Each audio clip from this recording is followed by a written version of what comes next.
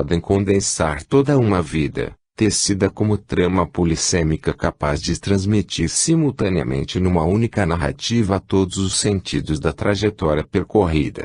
Cada episódio de sonho é uma elaboração particular da atividade elétrica no cérebro do sonhador, frágil e instável tessitura de símbolos que pode ser interrompida a qualquer momento. Mas também pode persistir e desenvolver-se num amplo raio de possibilidades, desde um enredo de sombras ilógicas, desbotado e triste, até uma torrente que pode ser sustentada, alimentada e desenvolvida, cada vez mais longe e mais profundamente, e por fim se transformar em uma obra de arte em si mesma, uma vivência complexa, impregnada de beleza e significados vitais para o sonhador.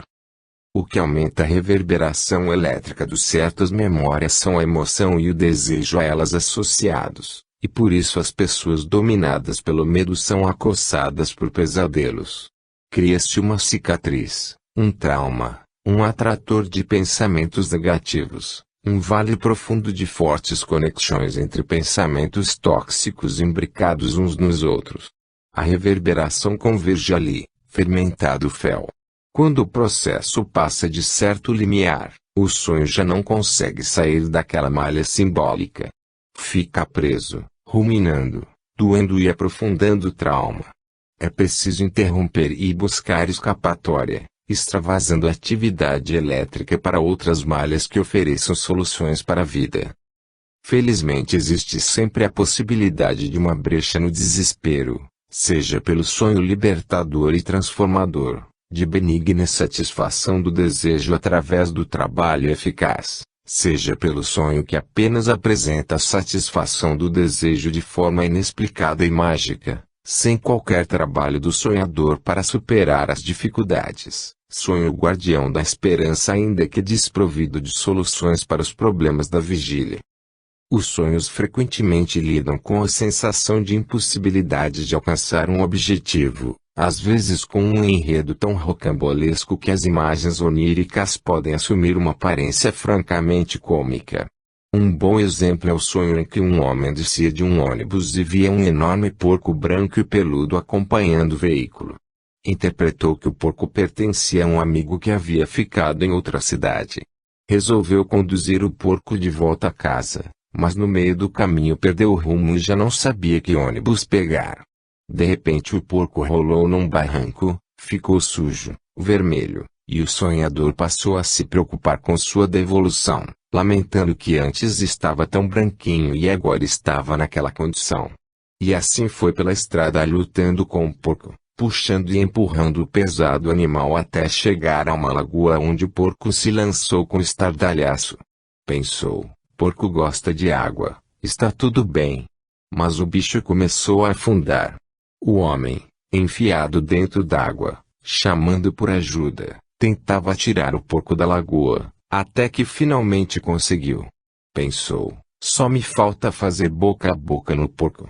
Mesmo nesse enredo onírico tão burlesco, ou talvez por causa dele, salta aos olhos a incompletude da experiência do sonhador. A missão inicial nunca é cumprida, o enredo se desdobra em complicações inesperadas, que vão tornando cada vez mais remota a chance de alcançar o objetivo. Becos sem saída, porta do futuro.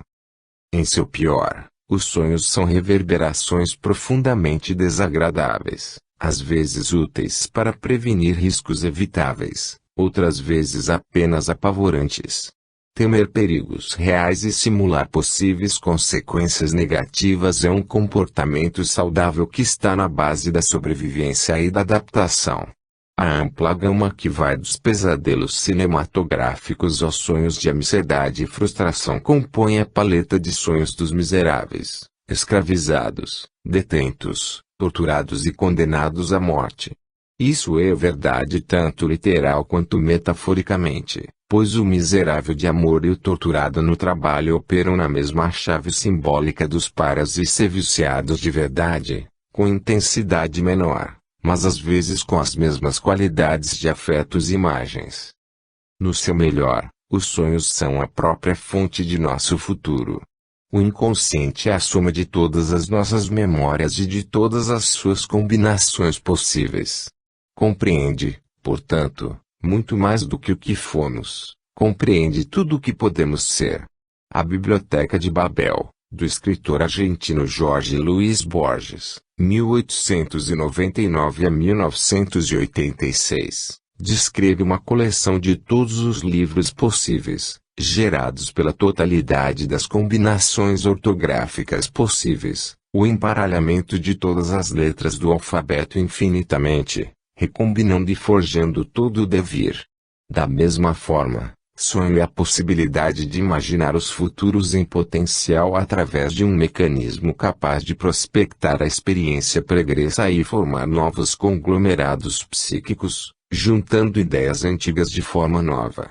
Todas e todos que tiveram ideias bem-sucedidas e transformaram o mundo, aquelas e aqueles que conseguiram se transformar no que almejavam, todos sem exceção e por definição viveram os dias e as noites quando ainda não haviam realizado nada daquilo.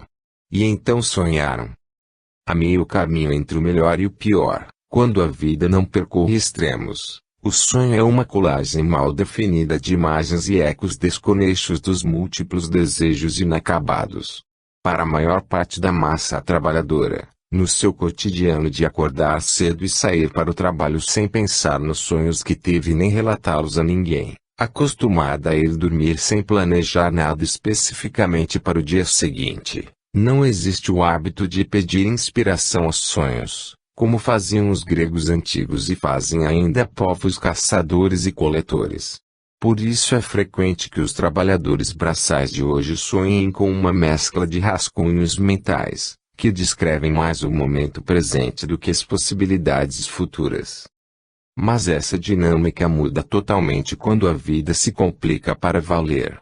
Os sonhos podem avisar sobre uma doença iminente, precedendo os primeiros sintomas clínicos em semanas, meses e até mesmo anos.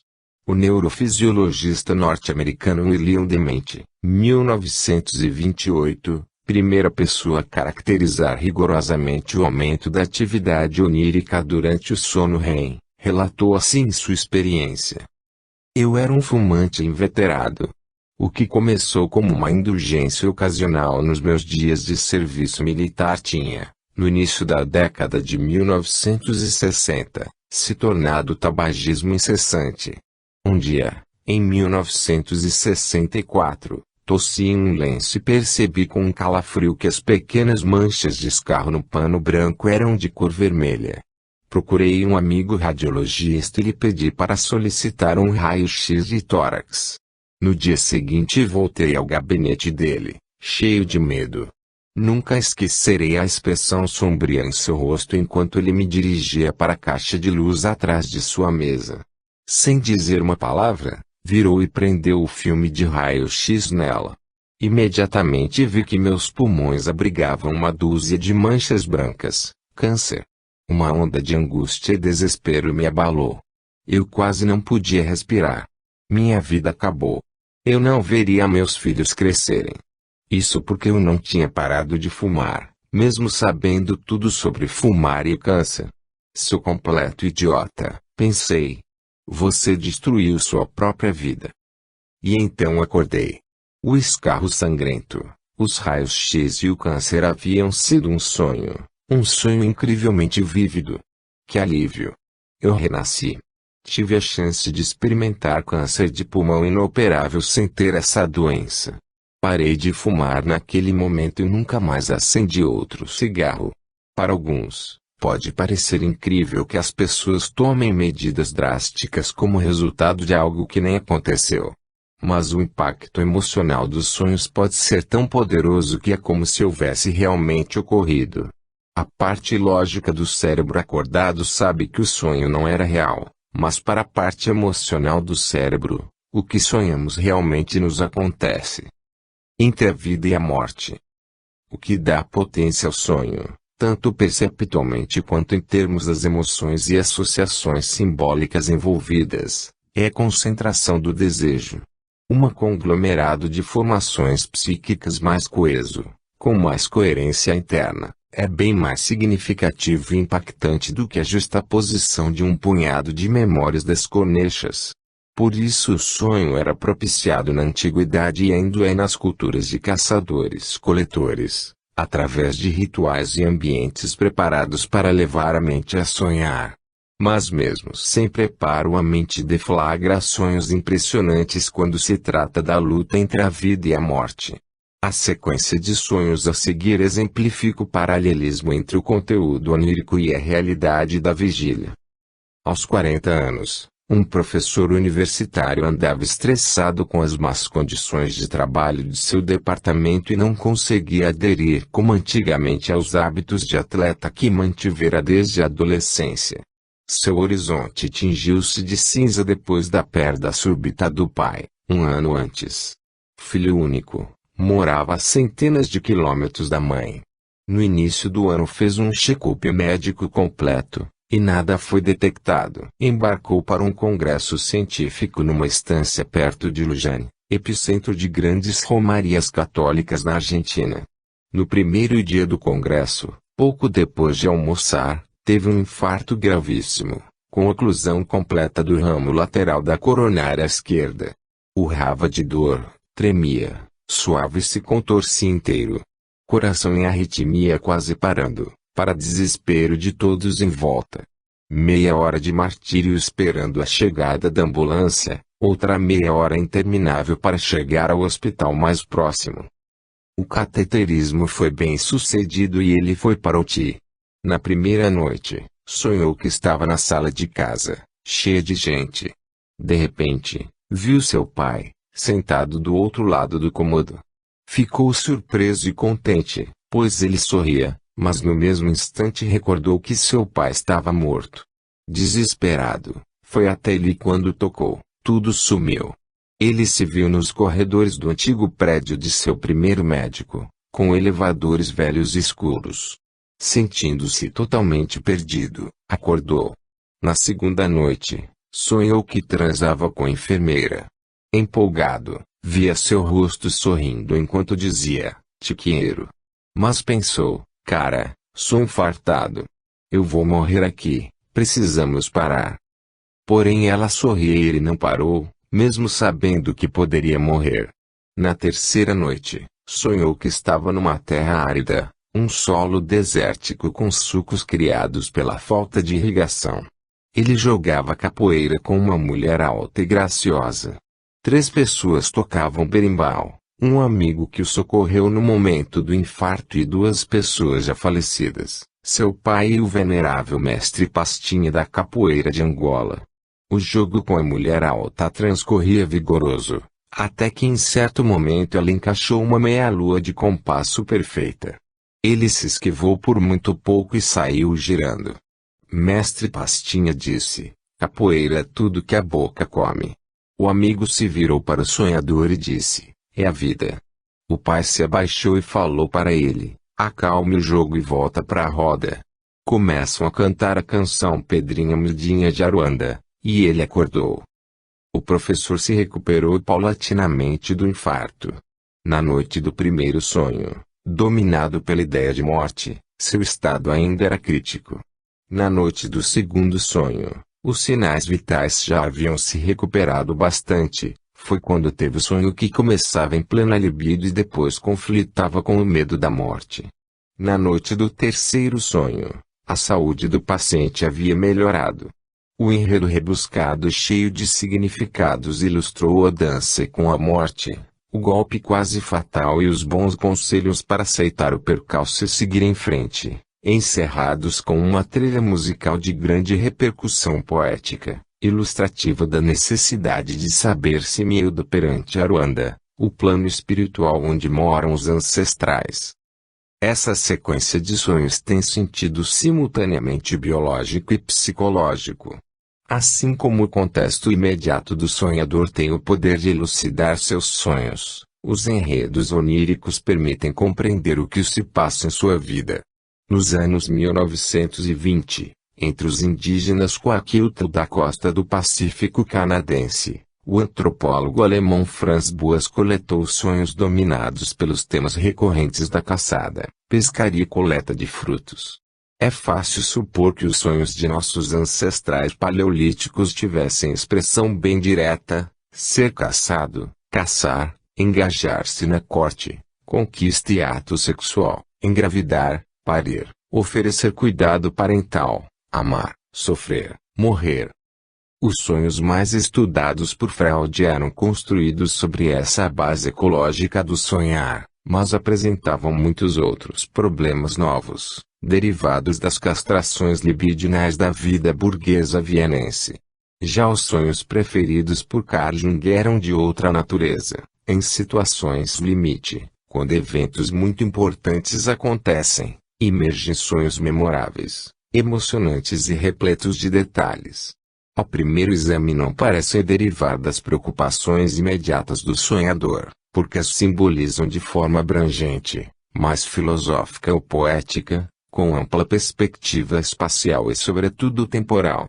Além da dimensão teorimática das imagens de matar, fugir e acasalar, instrutivas e exemplares em si mesmas tais sonhos expressam as profundas repercussões simbólicas das mesmas imagens, arcanos e luminosos arquétipos de vida e morte. Sonhos magnos. Eram esses sonhos grandes que os antigos gregos e romanos mais valorizavam, a travessa para dentro de si, capaz de expandir os próprios limites da existência e de inspirar mudanças importantes no curso das ações. Um exemplo clássico desse tipo de sonho foi experimentado em 1909 por Carl Jung, quando acompanhava Freud em sua histórica viagem aos Estados Unidos. Nesse período em que estavam ambos imersos em intensa discussão sobre a estrutura da psique humana, Jung sonha que está numa casa que lhe é desconhecida, mas não obstante é sua. Ele decide conhecer o andar de baixo e com assombro descobre aposentos medievais.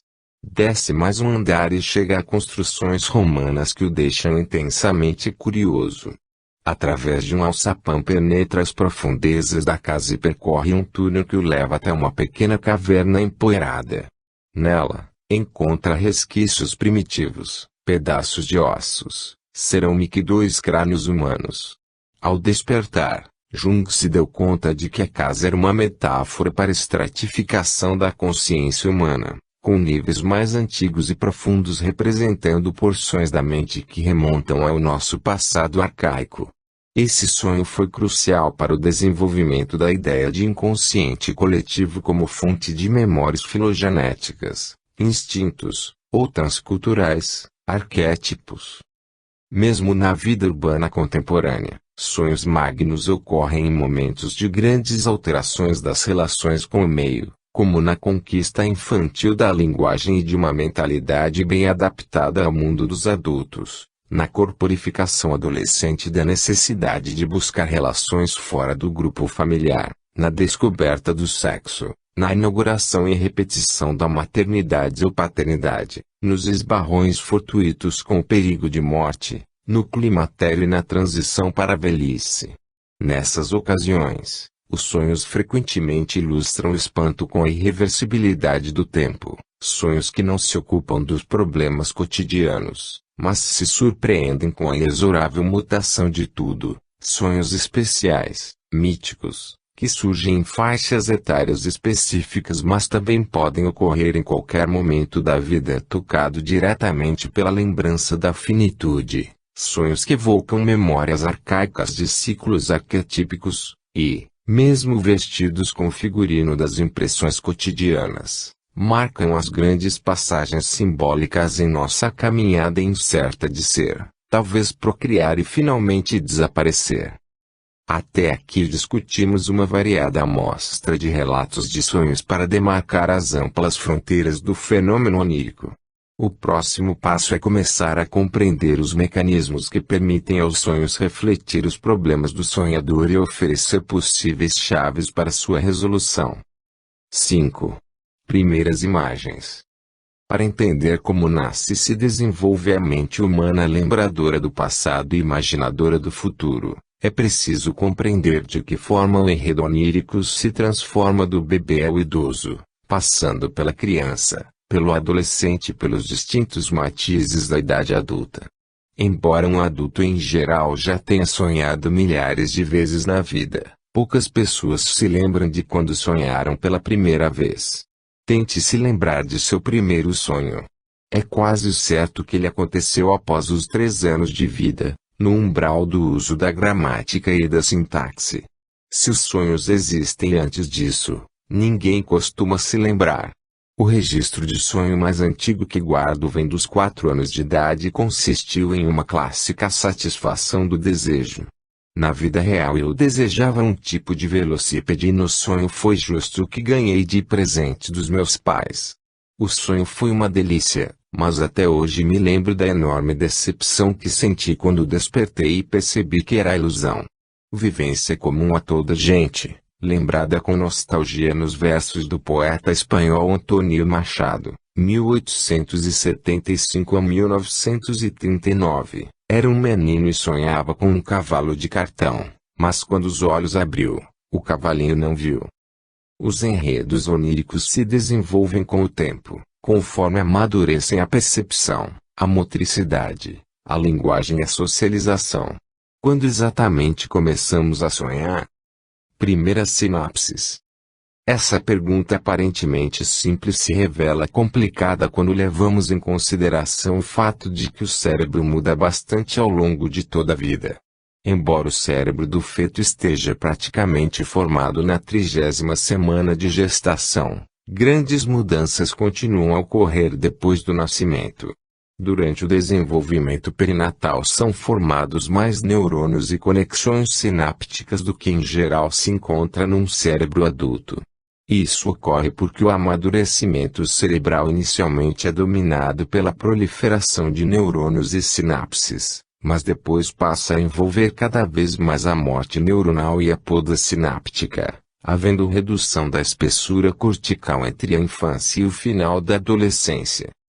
A abundância excessiva de sinapses que caracteriza o começo da vida fora do útero é devastada múltiplas vezes à medida que a pessoa cresce e aprende o mundo pelos sentidos, movimentos e raciocínio. Essa capacidade se desenvolve como uma escultura, começando num bloco de pedra sem forma, equivalente a uma enorme quantidade de neurônios, e terminando numa forma particular, com muito menos pedra e por isso mesmo muito mais informação, um conjunto menor de neurônios com conexões específicas moldadas pela experiência. A eliminação de conexões sinápticas continua até a idade adulta, em paralelo com a formação de algumas poucas novas sinapses a cada dia de experiência e a cada noite de sono, como veremos adiante.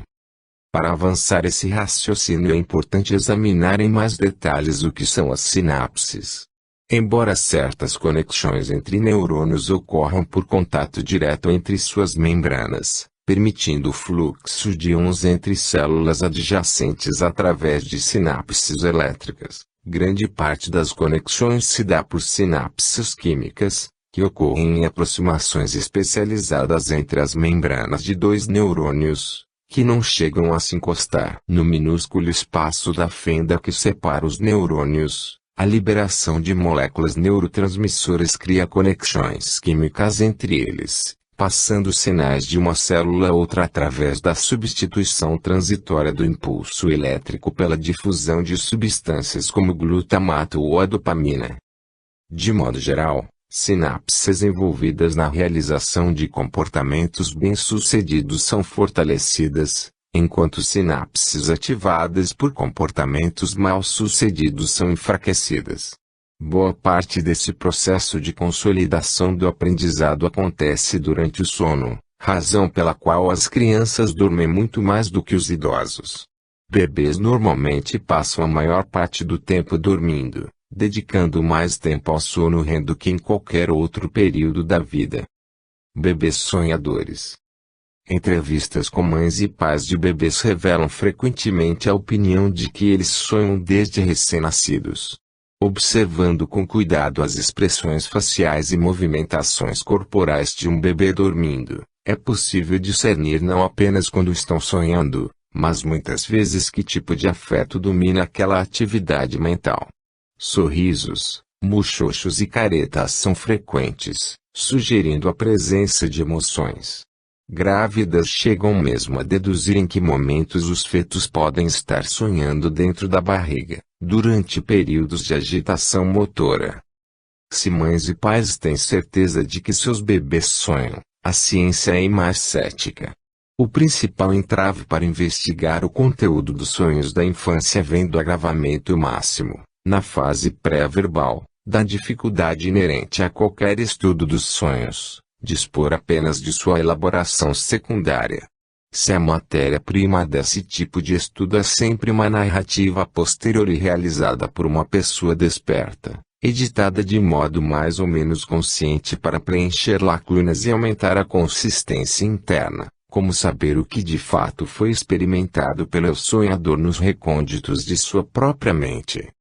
É apenas no transcorrer dos sonhos que o verdadeiro enredo onírico é acessível, ainda desprovido das associações adicionais realizadas pelo eu desperto logo após deixar o sono. E como sabe toda pessoa não treinada na arte de lembrar sonhos, o despertar traz consigo o esquecimento.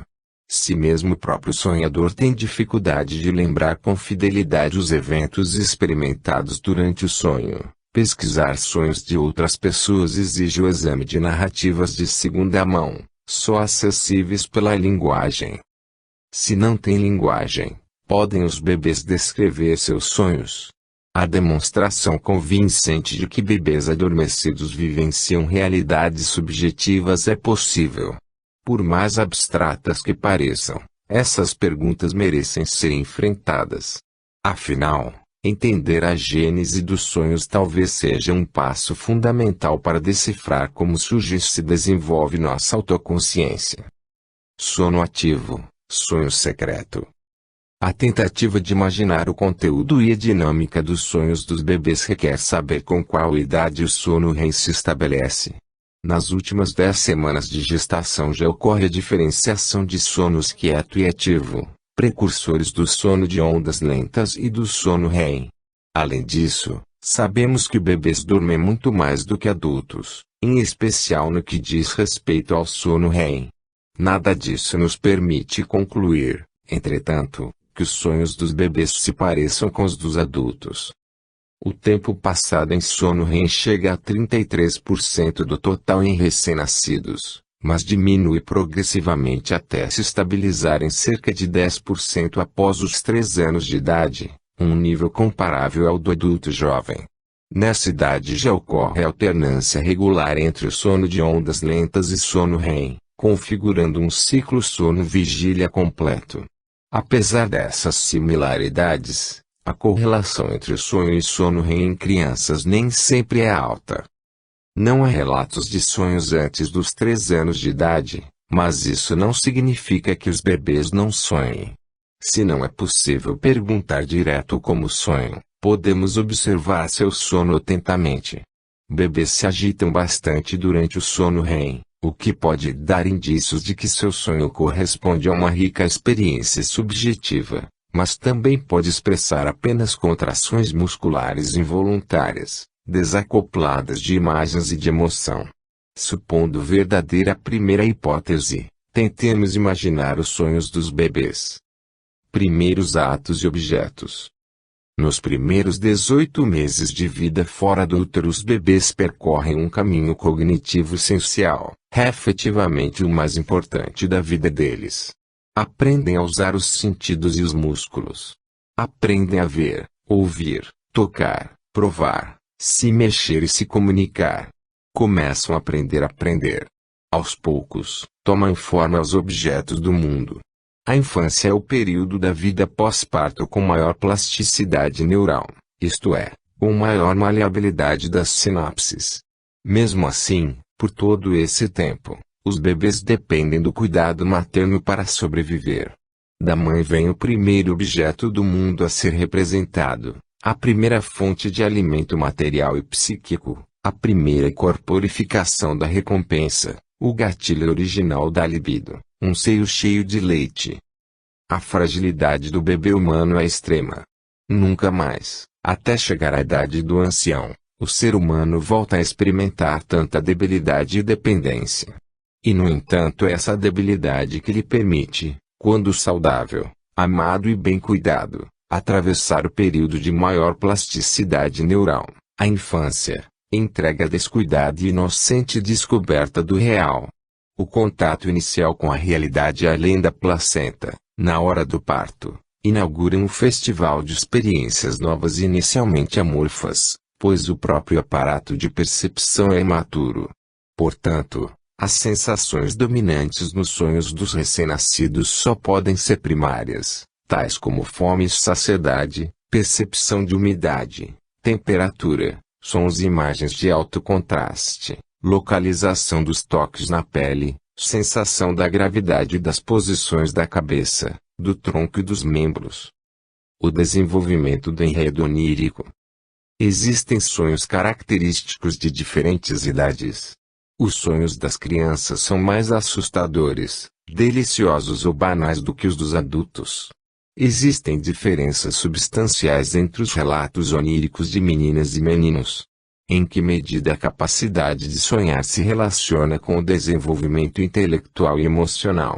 O psicólogo norte-americano David Foulkes realizou estudos pioneiros com dezenas de crianças pesquisadas intensivamente por vários anos, o que permitiu investigar a dinâmica onírica de indivíduos entre 13 e 15 anos de idade. Cada criança foi submetida a exames psicológicos e registros polissonográficos da atividade cerebral, muscular e ocular por 9 noites a cada ano. Relatos de sonho foram sistematicamente coletados após o despertar das crianças, tanto durante o sono REM quanto durante o sono de ondas lentas. Isso permitiu ter acesso bastante direto ao conteúdo dos sonhos, com um mínimo de interferência da mente desperta. O desenvolvimento intelectual e emocional das crianças foi monitorado através da aplicação seriada de testes psicológicos. A observação sistemática das mesmas crianças no laboratório, na escola e no lar, com foco nas brincadeiras e fabulações, permitiu interpretar os resultados de forma ao mesmo tempo ampla e profunda. Apesar de ter mais de 40 anos, a pesquisa de Foulkes continua sendo o mais completo estudo longitudinal sobre a gênese dos sonhos. As observações foram reveladoras. Entre 3 e 5 anos de idade os sonhos são infrequentes e tipicamente pobres, com pouca imagética, desprovidos de movimentos e emoções fortes. Por essa razão os relatos de pesadelos aterradores, apesar de serem comuns nessa idade, muitas vezes refletem vivências originadas logo após o despertar, um medo originado não do sonho, mas da experiência desorientada e por isso mesmo assustadora de acordar num quarto escuro. Os sonhos nessa faixa etária refletem um sistema cognitivo imaturo, com grandes limitações de representação que não dão suporte a simbolismos complexos, insólitos ou fantásticos. Chama a atenção a escassez de representações sociais, pais, irmãos, tios, primos, que em idades posteriores chegarão a ocupar o centro do enredo onírico. No estudo de Foulkes, as associações relacionadas ao próprio corpo em crianças de 3 a 5 anos não pareceram dominadas nem pelos seios maternos, tão essenciais à saúde física e psicológica do recém-nascido, nem pelas zonas postuladas por Freud como marcos do desenvolvimento da libido no próprio corpo, como boca, ânus, vagina e pênis. Foram as demandas fisiológicas fundamentais, como dormir ou comer, que emergiram nitidamente nesses sonhos. Um começo minimalista. As crianças em idade pré-escolar pesquisadas por Foulkes demonstraram em seus relatos de sonho uma organização do pensamento bastante limitada, semelhante à demonstrada na vigília. Não sabemos se os relatos oníricos das crianças são tão pobres porque de fato seus sonhos são simples, ou se a aparente pobreza reside na sua reduzida capacidade de lembrar e expressar o que foi lembrado. Uma vez que as limitações da linguagem afetam diretamente o relato, permanecem em xeque quaisquer conclusões baseadas apenas nos relatos oníricos das crianças mais jovens. Nas crianças pesquisadas por Fowlkes, muitas vezes o despertar do sono REM não correspondia a nenhuma experiência onírica.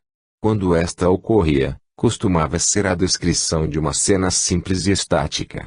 A própria representação do eu sonhador pareceu difusa. Um sonho descrito por Dean, um menino de 4 anos, ilustra esse tipo de conteúdo onírico. Dean: eu estava dormindo, na banheira. Pesquisador: era a banheira da sua casa? Dean: sim. Pesquisador: tinha alguém no sonho além de você? Dean: não. Pesquisador: você podia ver você mesmo? Dean: ah, não. Pesquisador: como você se sentia? Dean: alegre. Como seria de se esperar, Dean também era lacônico ao falar de eventos da vigília, como documentado por Fowlkes ao longo dos anos. Compare o relato de sonho acima com a descrição que Dean fez do desenho de uma mulher adulta dando uma bronca numa criança chorosa com uma boneca sem cabeça. Dean: a cabeça caiu. Pesquisador: você pode me dizer o que mais está acontecendo? Dean: só isso. Narrativas e simulações. As maiores transformações no conteúdo dos sonhos registrados por Fowlkes aconteceram entre 5 e 7 anos de idade, período em que as crianças já não reportam imagens simples, mas sim sucessões de cenas encadeadas, como num filme. Ainda que diversas características importantes dos sonhos só se estabeleçam depois desse período, é nele que se forma a estrutura fundamental do sonho como narrativa. É também nessa idade que emerge com força o caráter fantástico do sonhar, à medida que se amplia a capacidade de representar mentalmente os objetos do mundo. Aparecem nessa fase algumas distorções típicas dos sonhos de adultos, como o súbito deslocamento da cena onírica no tempo e no espaço, e a condensação de personagens oníricos em imagens com significado composto. São sonhos que todos já experimentaram, na seguinte forma: eu estava no lugar A mas também era o lugar B, ou me encontrava com uma pessoa que era uma mistura de fulano e cicrano. O sonho do príncipe Frederico descrito no capítulo 3. Às vezes eu estava em Roma e às vezes em Wittenberg, é um exemplo explícito desse fenômeno. Começa a delinear-se um espaço onírico que emula certos aspectos do mundo real, criando um mundo em miniatura habitado por personagens capazes de agir, buscar metas e até mesmo refletir sobre as consequências de atos praticados durante o sonho. A continuidade entre sonho e vigília é elevada, com a recorrência frequente das ações e situações vivenciadas durante o estado desperto. Desponta nos relatos de sonho dessa faixa etária a curiosidade genuína pela multiplicidade de pessoas, objetos e relações do mundo real, com menos foco nos próprios estados fisiológicos. Mas ainda que os sonhos reportados entre 5 e 7 anos sejam estruturalmente comparáveis aos sonhos dos adultos, a atividade onírica das crianças não chega a integrar completamente os cenários sonhados com a representação do eu sonhador, uma entidade imaginária dominante, capaz de ações voluntárias, emoções e raciocínio durante o sonho. Para Fowlkes isso decorre da reorientação de foco que se observa nessa transição, mudando de si para o mundo ao redor.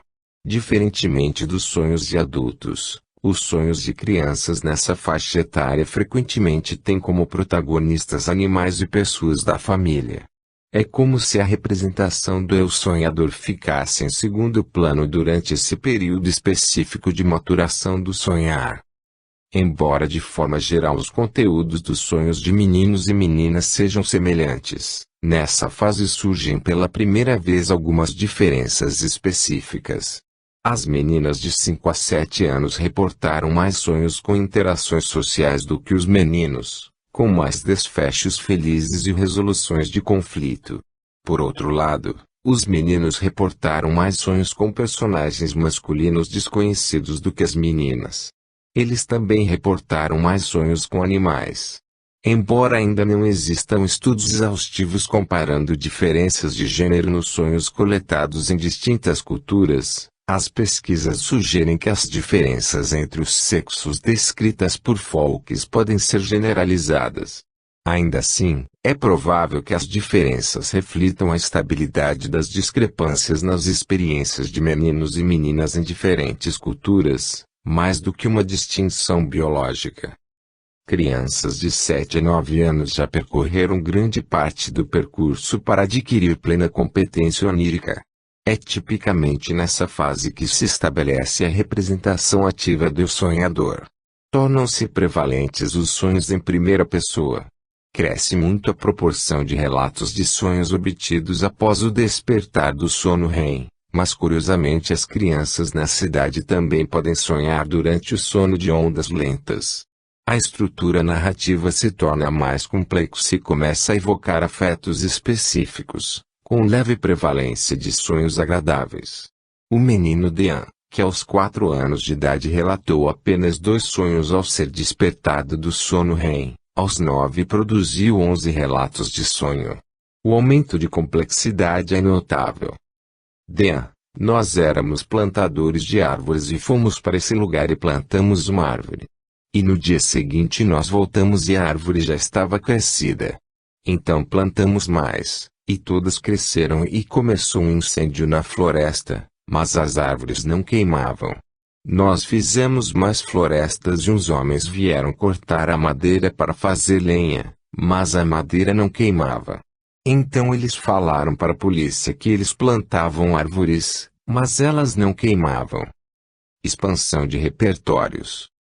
Entre 9 e 11 anos de idade ocorrem poucas mudanças qualitativas, mas muitas mudanças quantitativas nos elementos oníricos, com expansão do repertório simbólico, aumento da capacidade de lembrar dos sonhos e consolidação do protagonismo do sonhador nas narrativas. Os sonhos de meninas e meninos continuam a divergir paulatinamente, com maior prevalência de comportamentos motores nas narrativas masculinas.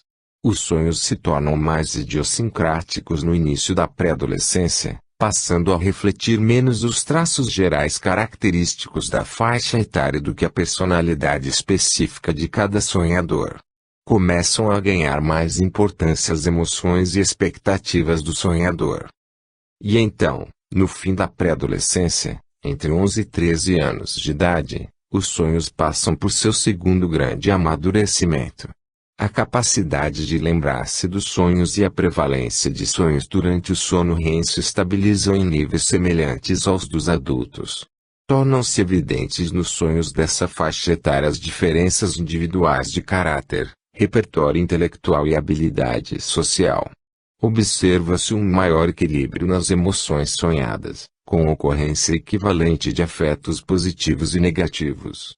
Os enredos se enriquecem em variedade e sutileza, em paralelo com a construção de contextos oníricos mais bem equilibrados entre a representação do eu sonhador e os diferentes personagens e objetos do mundo dos sonhos. De forma geral, o sonho passa a ser menos centrado nos familiares e mais em outros integrantes do meio social da criança, como colegas da escola ou vizinhos do bairro. As diferenças entre sonhos de meninas e meninos ficam mais nítidas, com grande distinção dos enredos oníricos segundo os papéis sociais mais típicos de cada gênero. Meninas sonham mais com personagens femininos, enquanto meninos sonham mais com personagens masculinos. Os sonhos de meninos apresentam mais atividades sensoriais do que os de meninas. Também apresentam mais enredos conflituosos com desfechos desfavoráveis, inclusive ataques realizados por outros meninos. Adolescência e maturidade. A influência mais determinante do conteúdo onírico durante a adolescência na amostra de Foucault foi o desenvolvimento intelectual e emocional de cada sonhador, com suas especificidades e traços individuais em plena crise de crescimento. Embora as relações amorosas sejam normalmente muito importantes nessa faixa etária, chama a atenção que os sonhos relatados pelos adolescentes não sejam totalmente dominados por elementos sexuais, embora reflitam um aumento da curiosidade sobre o corpo e as distinções entre mulheres e homens. a maior diferenciação dos papéis sexuais e o amadurecimento do aparelho reprodutivo. O cérebro que sonha é o mesmo que vive a vigília, por isso quanto mais complexo o tecido mental, mais complexo o sonho. Aos 15 anos o sonhador é um operador ativo na realidade onírica, desejando, escolhendo e agindo num cenário virtual multifacetado e cheio de nuances. O sonho de uma estudante de 16 anos ilustra a importância das relações sociais e sobretudo dos relacionamentos amorosos na adolescência. Primeiro sonhei que Kai e eu fomos para mais uma das festas de Jota, dessa vez com mais pessoas da minha escola. Havia tantas pessoas lá que nos fizeram formar duas filas, uma de meninos e outra de meninas. Quem quer que fosse pareado com cada uma de nós seria o parceiro para ficar aquela noite. Me coube uma pessoa desagradável, então Kai e eu fomos para casa assistir a um filme. Fui trabalhar no dia seguinte. Havia um monte de rapazes no ginásio, e fiquei um pouco intimidada. Finalmente, sonhei que era uma linda princesa e que estava na praia. Vi um príncipe norueguês e nos apaixonamos à primeira vista. Considerando globalmente o experimento de Fowlkes, é evidente a profunda transformação, da infância à idade adulta, que os sonhos expressam. A maturação psicológica dos sonhos segue um curso paralelo ao desenvolvimento mental na vigília. Do sonho passivo e estático da criança de 4 anos ao sonho cinemático e dramático da jovem de 16 há uma enorme distância cognitiva, superada pela força das inúmeras experiências vividas e sonhadas nas mais de 4.000 noites transcorridas nesse intervalo. Estudos mais recentes confirmaram este padrão geral de desenvolvimento onírico, mas observações realizadas fora do contexto laboratorial, na residência dos voluntários por exemplo, mostraram que crianças pequenas também podem produzir relatos de sonhos ricos em movimento, interação social, emoção, diversidade de personagens e representação ativa do eu, desde que haja maior familiarização ao ambiente. Ainda que de amplo escopo, a pesquisa de Fowlkes teve a importante limitação de mostrar quase exclusivamente crianças oriundas de famílias norte-americanas de classe média, com razoável grau de instrução, satisfação adequada das necessidades materiais e contexto social pacífico. Esses vieses provavelmente explicam a baixa ocorrência de pesadelos nas séries oníricas coletadas por Fowlkes. Outra pesquisa encontrou grande prevalência de pesadelos em relatos de sonhos produzidos nos anos 1990 por crianças da faixa de Gaza e do Kurdistão.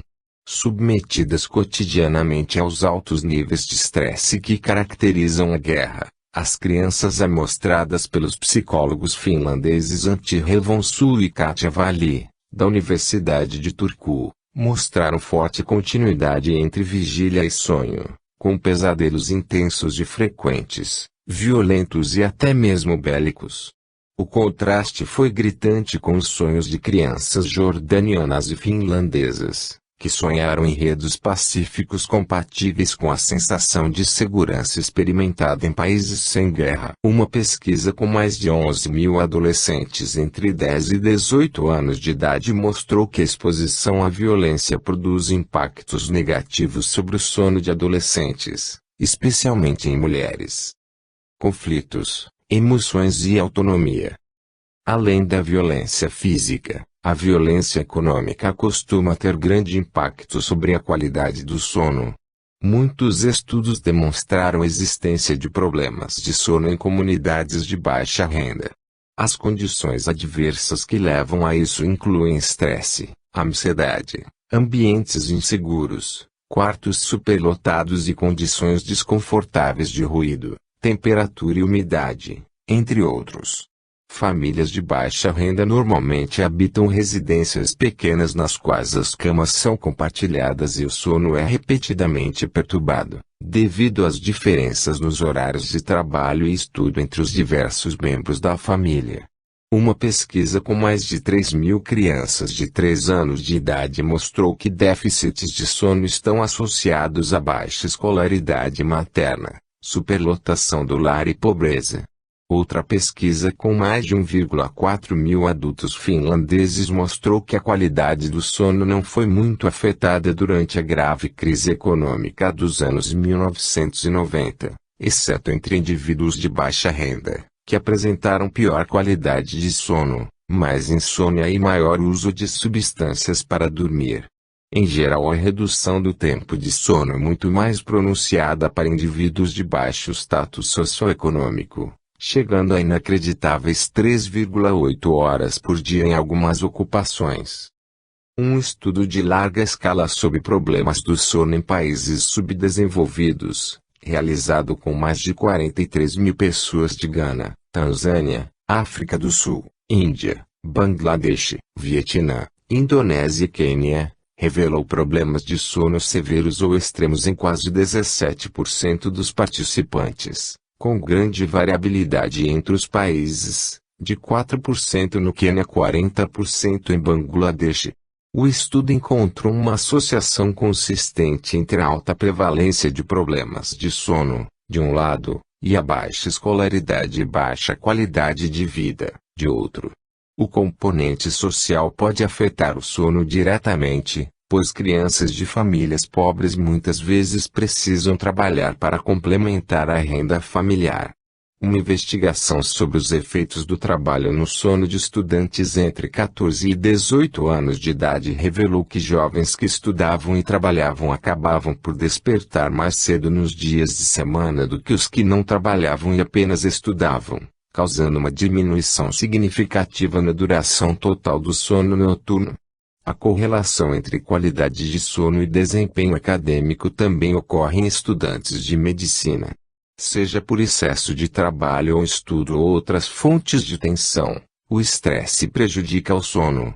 Um estudo recente sobre os hábitos de sono de mais de 55 mil estudantes universitários nos Estados Unidos sugere que os déficits de sono podem ser ainda mais prejudiciais ao desempenho acadêmico do que o uso excessivo de álcool ou maconha, a ansiedade ou a depressão.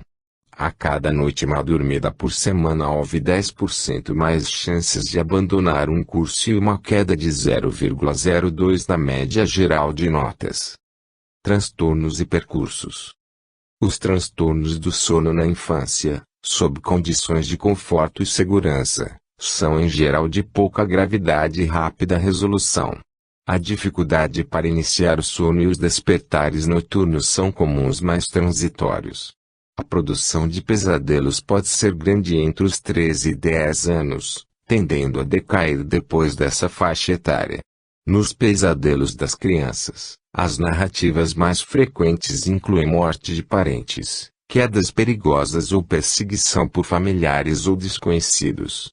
Crianças mostram associação significativa entre déficits de sono e temperamento irritável, com birras e explosões de mau humor após uma noite mal dormida. Além disso, crianças ansiosas tendem a ter mais pesadelos, como seria de se esperar. Em situações de grande estresse na vida real, crianças costumam desenvolver pesadelos repetitivos, com enredos tristes e apavorantes que podem recorrer de forma quase idêntica noite após noite, causando medo na hora de dormir, como o sonho das bruxas canibais. Por outro lado, crianças com baixos níveis de ansiedade, criadas em ambiente de cuidado e proteção e sem perturbações estressoras, comumente relatam sonhos positivos, em que seus desejos são buscados e com frequência satisfeitos. Mas pesadelos e insônias intranquilas também acontecem nos lares felizes, o que para alguns é irrelevante e para outros pode ser assustador ou doloroso. Entre os extremos, através de toda a gama de destinos da roda da fortuna, os sonhos das crianças tendem a refletir as situações vividas pelos sonhadores, tanto no plano afetivo quanto no simbólico. Sonhar é um aprendizado lento e gradual que provavelmente começa no útero materno, com a formação das primeiras representações sensoriais na fronteira do corpo com o mundo exterior. Ainda difusas, essas impressões são reflexos imaginados do mundo exterior, sombras bruxuleantes no fundo de uma caverna que pouco a pouco descobrimos habitar. Ao longo da infância e adolescência, os sonhos refletem as experiências da juventude, cheias de novidades e expectativas. Na idade adulta, os indivíduos se habituam à rotina e às vezes esquecem de si próprios, mas mesmo na velhice continuam capazes de transportar a mente. As primeiras experiências, os primeiros desejos, os primeiros sonhos são o alicerce dessa capacidade. Não é por outra razão que os anciãos sonham e se emocionam tanto com as experiências da terna e quase eterna infância. Não sabemos ao certo quais experiências mentais acompanham nosso fim, mas chama a atenção que tantas religiões sustentem a crença na vida após a morte.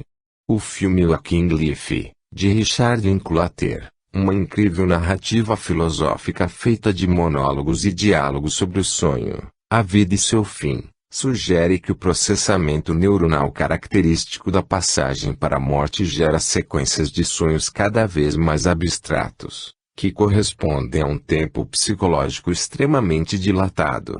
Esse período seria dominado pelas emoções e memórias experimentadas durante a vida, gerando em poucos segundos uma sensação de eternidade no inferno, purgatório ou paraíso construído pelo próprio sonhador em sua trajetória particular. Essa ousada concepção artística da morte recebeu um possível respaldo científico em 2013, quando pesquisadores da Universidade de Michigan relataram forte ativação no cérebro de ratos submetidos a paradas cardíacas, cerca de 30 segundos após a interrupção dos batimentos cardíacos. Seja como for o fim, o amadurecimento dos sonhos é importante para explicar o desenvolvimento de uma identidade pessoal bem definida. Se os sonhos das crianças são pobres em emoções e imagens, estáticos e até contemplativos, o amadurecimento dos sonhos até a idade adulta desemboca em um rico processo onírico no qual o sonhador se torna o agente principal dos eventos, isto é, um operador ativo imerso em seu cenário virtual interior, que normalmente não controla, mas habita. De que forma evoluiu esse estado mental é o assunto do próximo capítulo. 6. A evolução do sonhar. Por ser muito antigo, o sono evoluiu com uma grande variedade de funções psicobiológicas diferentes, sendo a geração de sonhos apenas uma delas. As propriedades do sono se desenvolveram em momentos muito diferentes, sob pressões de seleção completamente distintas. Determinar o ponto de partida do sono exige voltar bilhões de anos e imaginar as condições sob as quais surgiram as primeiras moléculas autorreplicantes. O planeta era vulcânico, com bastante água e atmosfera ainda sem oxigênio. Os primeiros organismos unicelulares, datados entre 4,28 bilhões a 3,77 bilhões de anos atrás, eram parecidos com bactérias de fossas hidrotermais, que se alimentam da oxidação do ferro. Quando o sol brilhava no céu, a temperatura aumentava, facilitando a difusão molecular e acelerando as reações químicas. Desde o início dos tempos, depois que o sol se põe no horizonte, a temperatura cai na Terra, e as reações químicas se tornam mais lentas. Essa alternância praticamente imutável há mais de 1,6 trilhão de dias e noites acopla a rotação da Terra aos ciclos comportamentais de praticamente todas as formas de vida que já existiram no planeta. Com exceção dos ambientes muito profundos, toda a vida planetária evoluiu sob a alternância entre claro e escuro a cada 12 horas, aproximadamente. Por essa razão, ritmos circadianos muito parecidos são encontrados em praticamente todos os seres do planeta. Foram necessários cerca de 1,5 bilhão de anos até que surgissem os primeiros seres multicelulares. Eram bactérias capazes de fazer a fotossíntese e formar colônias de células. Esses ancestrais das atuais cianobactérias se espalharam abundantemente pelo oceano e elevaram tanto a concentração de oxigênio na atmosfera que extinguiram grande parte da vida existente há 2,4 bilhões de anos. As cianobactérias destruíram quase todos os seres anaeróbios e deram origem à capacidade fotossintética de algas e plantas, fazendo do planeta um pujante produtor de biomassa a partir da energia solar. Isso criou as bases para a evolução dos herbívoros, que por sua vez criaram as bases para a evolução dos carnívoros. Ritmos arcanos. A luz do Sol, aceleradora de reações químicas e fonte energética da cadeia alimentar, a partir de certo momento passou a ser utilizada para detectar e operar mudanças ambientais. Começaram a evoluir cílios e flagelos capazes de gerar movimento rumo à superfície da água, onde a fotossíntese é possível. Surgiram mecanismos biológicos capazes de ligar e